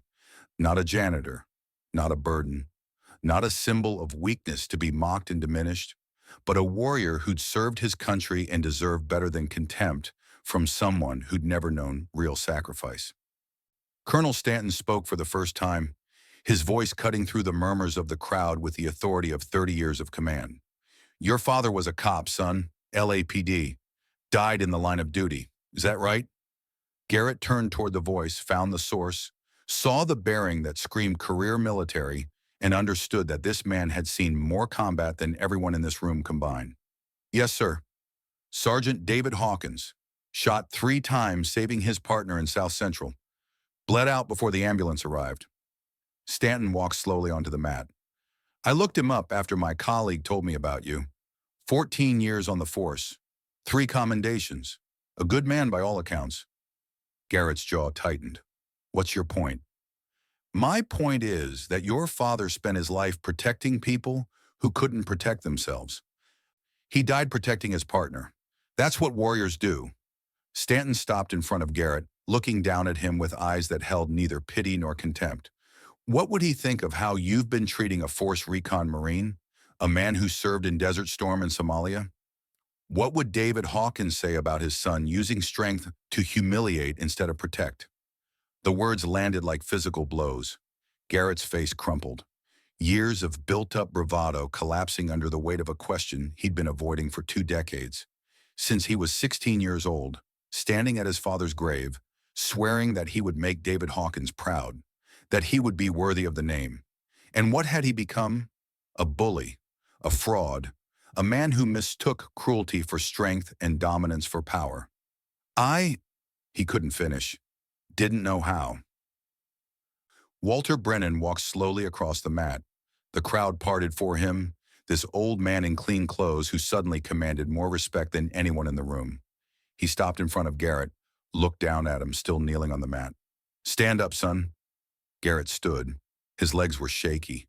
His eyes were wet with tears he was too broken to hide. "I lost my boy 3 months ago," Walter said quietly. His voice was steady, controlled, the voice of a Marine delivering a report. "A Marine, killed in action in Syria. I found out this morning. Been writing him letters for months, not knowing he was already gone." Garrett's expression shifted from humiliation to horror, the realization of what this old man had been carrying while Garrett had been kicking buckets and throwing insults. "Mr. Brennan, I didn't know." "No, you didn't, because you never asked. Never saw me as a person with a story, with a family, with a life beyond mopping your floors." Walter turned to look at Cassandra. "This woman here, she served with my son, made him a promise to check on me, and she kept that promise, even though it meant telling me the hardest truth I've ever had to hear." He turned back to Garrett. "She stood up for me when I couldn't stand up for myself. Fought for me when I'd forgotten I was worth fighting for. That's what real strength looks like, son. Not dominance, not ego, just the courage to protect people who need protecting." The gym stayed silent. Phones were still recording, capturing a moment that would spread far beyond these walls. A moment that wasn't about violence or victory, but about something far more powerful. Redemption. Garrett looked at Cassandra. "I'm sorry. Don't apologize to me. Apologize to Mr. Brennan, to Tyler, to everyone you've treated like they're less than you." Garrett turned back to Walter. He stood there for a long moment, this man who'd built his entire identity around never showing weakness, never admitting fault, never bowing to anyone. Then he knelt, not in defeat, in humility. "Sir, I'm deeply sorry for everything. The way I've spoken to you, the disrespect, the cruelty." His voice cracked. "You served your country while I was learning to ride a bicycle. You fought in wars while I was playing video games. And I've been treating you like trash because I was too blind to see who you really are." Walter looked down at him for a long moment. "That's unforgivable," Garrett continued. "I know it is, but I'm asking anyway, not for your forgiveness, just for a chance to be better." "Stand up," Walter said quietly. Garrett stood. "My son died saving his team. He gave everything he had so that others could live. That's what warriors do." Walter's voice carried the weight of 40 years of service and 3 months of grief. "You're still breathing, son. You still have choices. Don't waste them being the man you've been. Be the man your father would have wanted you to be." Something broke in Garrett's chest, something that had been calcified for 20 years, ever since he'd stood at his father's grave and promised to be worthy. He'd been trying to honor David Hawkins by being the strongest. He should have been honoring him by being the kindest. "I will, he was fun," he whispered. "I promise I will." He turned to face the crowd, his students, the people who'd watched him tear others down for years in the name of building them up. "I owe all of you an apology. This gym was supposed to be about discipline, about honor, about becoming better versions of ourselves. And I turned it into something ugly, something my father would have been ashamed of." He looked at Tyler Reese. "Tyler, I've been dismissing you for months, telling you your opinion doesn't matter. That was wrong. You served your country. You earned the right to be heard." Tyler nodded slowly, surprise evident on his face. Garrett addressed the room again. "Starting tomorrow, things change. This gym is going to be what it should have been from the beginning, a place where we build each other up instead of tearing each other down, where strength means protecting people, not dominating them." He looked at Cassandra one last time. "Thank you for showing me what I'd become, for not destroying me when you could have, for giving me a chance to be better." Cassandra nodded once. "Use it well." The crowd began to disperse, students processing what they'd witnessed, narratives being revised in real time. Meredith approached her brother and, without a word, pulled him into a hug. Garrett broke then, the tears finally falling freely. 20 years of pressure releasing in great shuddering sobs. And across the mat, Colonel Stanton caught Cassandra's eye and nodded, a commander's acknowledgement of a mission accomplished. 6 months later, Fort Rosecrans National Cemetery gleamed under a winter sun that turned the Pacific Ocean into a sheet of hammered gold. The grass was green despite the season, carefully maintained by groundskeepers who understood that this place was sacred ground. Cassandra stood in her dress whites, the uniform she'd earned through years of sacrifice and service. Her medals caught the light, but she barely noticed them. Her attention was fixed on the simple headstone in front of her. Dylan Marcus Brennan Corporal, United States Marine. Core beloved son, husband warrior. 1995-2023, Semper Fidelis. Beside her, Walter Brennan stood in a suit he'd bought for the occasion. His silver hair was neatly trimmed.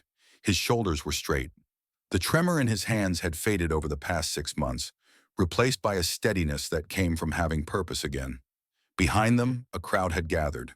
Colonel Stanton in his own dress uniform, Meredith Hawkins in black, Tyler Reese wearing the uniform of an Army instructor, the position he'd accepted after re-enlisting 2 months ago.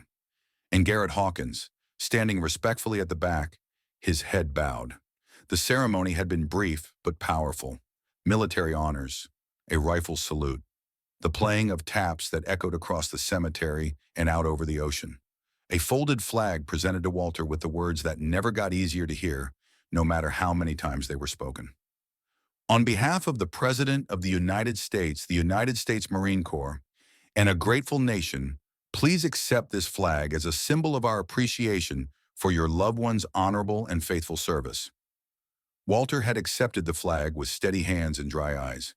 He'd cried his tears in private over the past 6 months, in quiet moments when the weight of grief became too heavy to carry. But here, in front of Dylan's brothers and sisters in arms, he would be strong. That was what Marines did. Now the crowd was beginning to disperse, people offering quiet condolences before making their way back to their cars. Walter remained at the graveside, his hand resting on the cold stone, speaking words that only he and his son could hear. Cassandra stood beside him, patient, present. This was where she needed to be. "I should have told him," Walter said quietly. "Before that last phone call, I should have told him how proud I was, how much I loved him. Instead, I picked a fight because I was scared." "He knew," Cassandra said. "He always knew. Maybe, but he deserved to hear it, and now he never will." They stood in silence for a moment, the wind off the ocean carrying the salt smell of the Pacific. "What happens now?" Walter asked. "Now you live. You honor his memory by living. That's what he would have wanted." Walter nodded slowly. He bent down and placed something at the base of the headstone, a worn leather wallet, the edges soft from years of handling. Inside, Cassandra knew, was a photograph of Dylan as a baby, one that Walter had carried through every deployment, every firefight, every long night in foreign lands. "I'll come back," Walter said to the stone. "Every week. I'll tell you about everything. About the students at the gym. About your—" His voice cracked. "About your son." He straightened and turned away from the grave. That was when they saw her. A young woman, perhaps 25, walking slowly across the grass from the parking area. She had dark hair and nervous eyes, and she carried a small child on her hip. The boy was perhaps 2 years old, with curious eyes that looked out at the world with innocent wonder. The boy had Dylan's eyes. Walter stopped mid-step. His breath caught in his throat. His hand found Cassandra's arm, gripping it for support. "Mr. Brennan?" The woman's voice was hesitant, uncertain. "I'm sorry to interrupt. I wasn't sure if I should come, but who are you?" Walter's voice was barely above a whisper. The woman stopped a few feet away. She held the child a little tighter, as if drawing courage from his presence. "My name is Leah. Leah Brennan." She swallowed hard. "I was Dylan's wife." The world seemed to stop. Walter stared at her, at the child, at the eyes that were so familiar they made his chest ache. "His wife? We got married 6 months before his last deployment. Small ceremony, just us and a few friends." Leah's voice trembled. "He wanted to tell you, wanted to introduce us properly. He said he needed to fix things first, needed to apologize for that phone call. He was going to bring us to visit when he got back. He never said anything.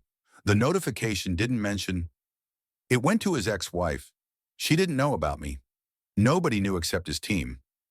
Leah glanced at Cassandra. "Lieutenant Mercer found me 2 months ago. She tracked me down through Dylan's service records and letters he'd written, but never sent. Helped me understand what happened. Encouraged me to come today. Walter turned to Cassandra. You knew. I wanted to tell you, Cassandra said quietly. But Leah needed time, and I thought this should come from her. It should come from family. Walter turned back to Leah, to the child in her arms, his grandson. A piece of Dylan that still existed in the world, still breathed, still had a future. What's his name? Walter's voice cracked. Leah smiled through tears that had started to fall. Theodore. Theo. Dylan picked it, said it was a strong name. Theo. Walter said the name like a prayer, like a promise, like the answer to a question he hadn't known to ask. The little boy looked at him with curious eyes, Dylan's eyes, the same shape, the same color, the same spark of intelligence and humor that Walter had seen in his son from the moment he was born. May I? Walter stopped, his voice failing him. Leah stepped closer. He should know his grandfather. She shifted Theo in her arms, and the boy reached out with chubby fingers toward Walter, a gesture of innocent trust, of connection that transcended explanation. Walter took his grandson into his arms. For a moment, he just held him. This small life that represented everything Dylan had been and everything he would never get to become. This miracle that had emerged from tragedy like a flower growing through concrete.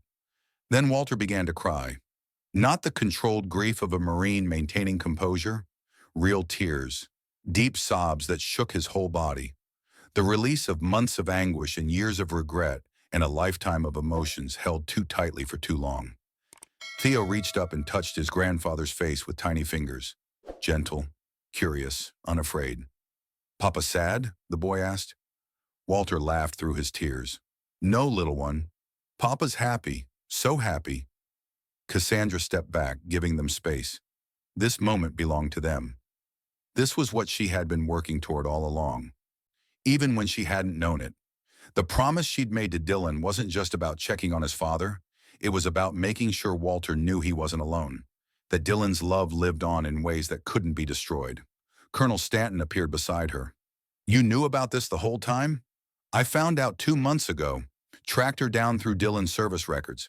Cassandra watched Walter show Theo the headstone, explaining in simple words who his daddy was. He needed this. They both did. You could have told him sooner. He needed to grieve first, needed to process the loss before he could accept the gift. She paused. And Leah needed time to be ready. Showing up at a stranger's door with a baby isn't easy, even when that stranger is family. Stanton nodded slowly. You did good, Ghost.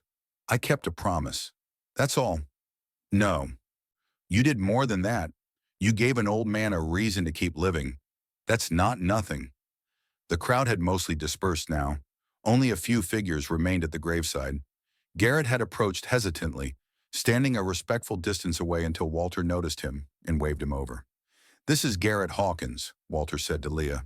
He owns the gym where I work, where I teach now. Garrett extended his hand. It's an honor to meet you, ma'am. Dylan was a hero. I never met him, but I've heard enough to know that. Thank you, Leah said. Walter's told me about you, about how much things have changed. Changed because of your father-in-law, and because of Lieutenant Mercer. Garrett glanced at Cassandra. They showed me what I'd forgotten, what my father tried to teach me before he died. Tyler Reese joined them, his instructor's uniform crisp and new. He touched the side of his head briefly, an unconscious gesture toward the injury that had once seemed like an ending, but had become a beginning instead. I'm shipping out next week. Fort Sam, Houston, Combat Medic Instructor Program. He paused. The doctors cleared me 6 weeks ago, said my TBI wouldn't affect my ability to teach. Might even help me connect with soldiers going through the same thing. Dylan would have been proud, Walter said. He always said the medics were the real heroes. They are. Tyler's voice carried the certainty of someone who'd been saved by one. I'm going to make sure the next generation is even better. Meredith stood apart, watching the gathering with an expression that mixed grief and hope. When Cassandra caught her eye, she walked over. Thank you, Meredith said quietly, for what you did for my brother, for all of us. He did the hard part himself. I just showed him the door.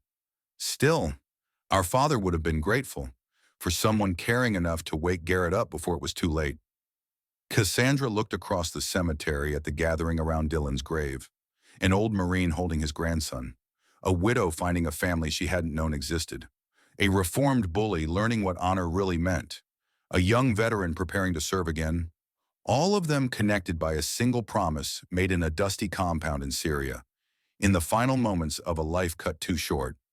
Your father sounds like he was a good man, Cassandra said. He was. The best man I ever knew. Meredith paused. Until I met the people who showed up for his son when his son couldn't be better himself. As the afternoon light began to fade, the group made their way slowly back toward the parking lot. Walter walked with Theo still in his arms. Leah beside him, already planning Sunday dinners and birthday parties, and all the small moments that would build a relationship between grandfather and grandson. Garrett walked with Tyler, the two men talking quietly about the future of the gym, about the veteran outreach program they were planning, about the ways they could honor the fallen by serving the living. Meredith walked alone, but her steps were lighter than they'd been in years. She'd watched her brother find redemption. That was its own kind of gift. And Cassandra walked at the back, Colonel Stanton beside her, watching the family she'd helped create without ever intending to. What now? Stanton asked. Back to the team. Back to the work. And the guilt? Cassandra considered the question. The weight she'd been carrying for 6 months hadn't disappeared. Dylan was still dead. She was still alive. That equation would never balance, no matter how many promises she kept. But it was lighter now. The sharp edges had been worn smooth by purpose, by the knowledge that something good had come from something terrible. It's still there, she admitted, but it's different now. More like a scar than an open wound. That's all any of us can hope for. They reached the parking lot.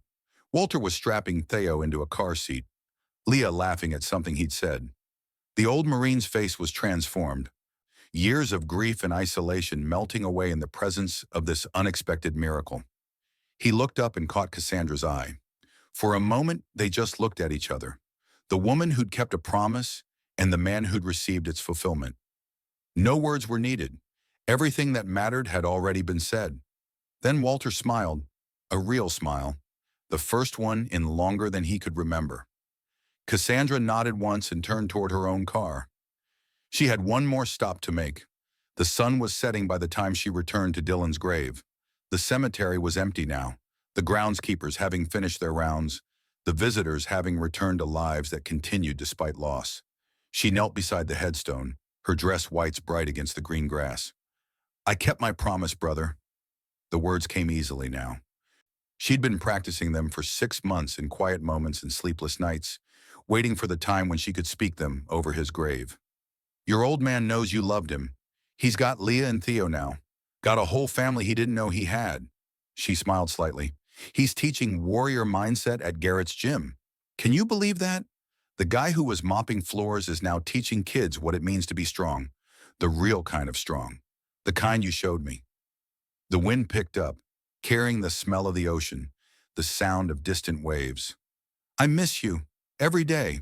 I probably always will. Her voice cracked slightly. But I understand now what you were trying to teach me in those last 3 minutes, when you chose to step in front of those rounds. She touched the cold stone. Strength isn't about being the one who doesn't fall. It's about being the one who gets back up, the one who keeps promises even when it hurts, the one who protects people who need protecting, even when the cost is everything. She stood, her hand lingering on the headstone. Rest easy, Dylan. Your legacy is in good hands. As she walked back toward the parking lot, the last light of day painting the sky in shades of orange and gold, Cassandra felt something shift inside her. Not the erasure of grief, not the disappearance of guilt, but a change in their weight, a transformation of burden into purpose. She had kept her promise, and in keeping it, she had found something she hadn't known she was looking for. Peace, not the absence of pain, not the end of memory, but peace with what had happened and what couldn't be changed. Peace with the price Dylan had paid and the gift he had given. Peace with the knowledge that his sacrifice had meant something, would continue to mean something, would ripple forward through time in ways neither of them could have imagined. Behind her, carved in stone, Dylan Brennan's name stood watch over the ocean. A permanent reminder that heroes came in many forms, that sacrifice had meaning, that the bonds forged in combat could transform strangers into family. And in a gym in San Diego, an old Marine would teach another generation what it meant to be a warrior, passing on wisdom earned through decades of service and loss, ensuring that his son's legacy lived on in every student who learned that real strength protects, never destroys. In a small apartment that was no longer quite so lonely, photographs of three generations now covered the walls. A grandfather in his dress blues, a father in his combat gear, a grandson taking his first steps.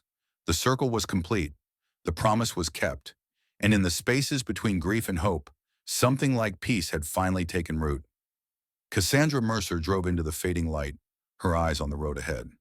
There would be other missions, other challenges, other promises to keep. That was the nature of the life she'd chosen, the life Dylan had given his to preserve. But tonight, for the first time in 6 months, she would sleep without dreaming of blood and bullets and final breaths. Tonight, she would rest in the knowledge that some good had come from the worst day of her life, and tomorrow she would wake up ready to face whatever came next, the same way she always had, with the quiet strength that comes from keeping promises, and the hard-won knowledge that some bonds, forged in blood and sacrifice, could never be broken. The end.